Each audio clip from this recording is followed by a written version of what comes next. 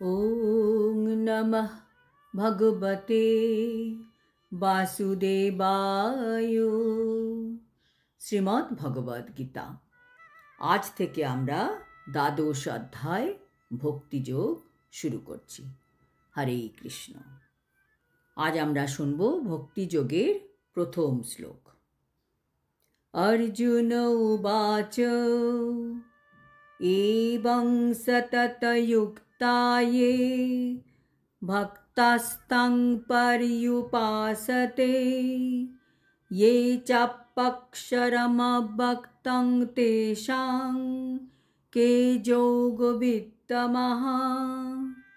অনুবাদ। অর্জুন জিজ্ঞাসা করলেন, এইভাবে নিরন্তর ভক্তিযুক্ত হয়ে যে সমস্ত ভক্তেরা যথাযথভাবে তোমার আরাধনা করেন এবং যারা ইন্দ্রিয়াতীত অব্যক্ত ব্রহ্মের উপাসনা করেন, তাদের মধ্যে কারা শ্রেষ্ঠ যোগী?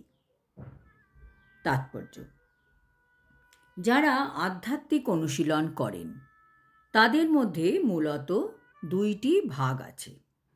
একদল মনে করেন ভগবান হচ্ছেন নিরাকার, যার কোনো আকার নেই, তিনি হচ্ছেন অব্যক্ত ব্রহ্ম।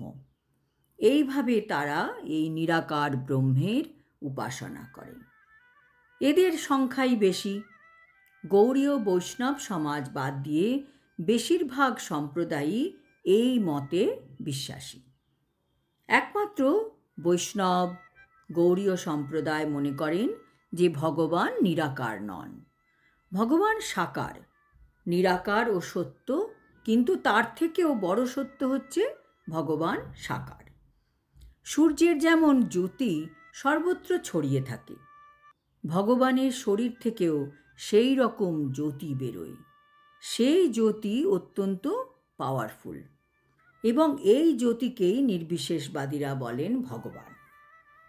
সূর্যের জ্যোতি যদি এত পাওয়ারফুল হয়, তবে ভগবানের জ্যোতি কত ক্ষমতা সম্পন্ন হবে ভাবা যায়। কিন্তু এই জ্যোতির উৎসকে সেটা তো আমাদের জানতে হবে। এই জ্যোতিটা কার থেকে আসছে? জ্যোতি কি আপনা থেকেই আসছে? মোটেই নয়। জ্যোতি যেমন সত্য, তেমনি জ্যোতি যার শরীর থেকে বেরোচ্ছে সেই ভগবান কৃষ্ণ সত্য। তাই তো নিরাকার তত্ত্বটি হচ্ছে অসম্পূর্ণ তত্ত্ব। নিরাকারের উপর রয়েছে ভগবানের সাকার রূপ, যা হচ্ছে অতি সুন্দর দ্বিভুজ মুরলী রূপ। ভগবান তার নিজের শরীরের অনুকরণে আমাদের সৃষ্টি করেছেন। দুটি হাত, দুটি পা, দুটি চোখ, দুটি কান ইত্যাদি। শ্রীকৃষ্ণ অর্জুন এখানে জিজ্ঞাসা করছেন কোন পন্থাটি অধিকতর শ্রেয়। পরম তত্ত্ব উপলব্ধি করবার ভিন্ন ভিন্ন পন্থা আছে, কিন্তু এই অধ্যায়ে শ্রীকৃষ্ণ জানিয়েছেন যে ভক্তিযোগ অথবা ভক্তির মাধ্যমে তার সেবা করাই সর্বশ্রেষ্ঠ।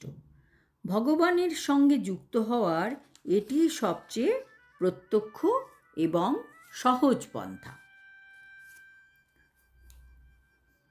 আমাদেরও মাঝে মাঝে নিজেদের প্রশ্ন করা উচিত যে আমরা কি সঠিক পথে চলছি? ভগবদ গীতার 2য় অধ্যায়ে পরমেশ্বর ভগবান ব্যাখ্যা করে বলেছেন যে জড় দেহটি জীবের স্বরূপ নয়। জীবের স্বরূপ হচ্ছে চিৎ স্ফুলিঙ্গ, আর পরম তত্ত্ব হচ্ছেন বিভু চৈতন্য। 7ম অধ্যায়ে শ্রীকৃষ্ণ জীবকে বিভু চৈতন্যের বিভিন্নাংশ বলে বর্ণনা করেছেন এবং সেই বিভু চৈতন্য ভগবানের প্রতি জীবের চেতনাকে সম্পূর্ণভাবে নিবদ্ধ করতে তিনি নির্দেশ দিয়েছেন। তারপর 8ম অধ্যায়ে বলা হয়েছে মৃত্যুর সময় যিনি শ্রীকৃষ্ণকে চিন্তা করেন তিনি তৎক্ষণাৎ অপ্রাকৃত জগতে শ্রীকৃষ্ণের ধামে উত্তীর্ণ হন। আর 6ষ্ঠ অধ্যায়ের শেষে ভগবান স্পষ্টভাবে বলেছেন যে সমস্ত যোগীদের মধ্যে যিনি তার অন্তরে নিরন্তর শ্রীকৃষ্ণের কথা চিন্তা করেন তিনি সর্বশ্রেষ্ঠ যোগী। সুতরাং কার্যত প্রত্যেকটি অধ্যায়েই উপসংহারে বলা হয়েছে যে সকলেরই সবিশেষ কৃষ্ণরূপের প্রতি আসক্ত হওয়া উচিত, কেননা সেটি সর্বশ্রেষ্ঠ পারমার্থিক উপলব্ধি।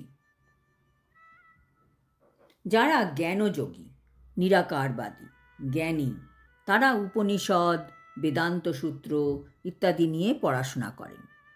তারা এইসব বিষয়ে বারবার শ্রবণ, মনন, উপলব্ধি করতে থাকেন, যা সাধারণ লোকের পক্ষে অত্যন্ত কঠিন কাজ।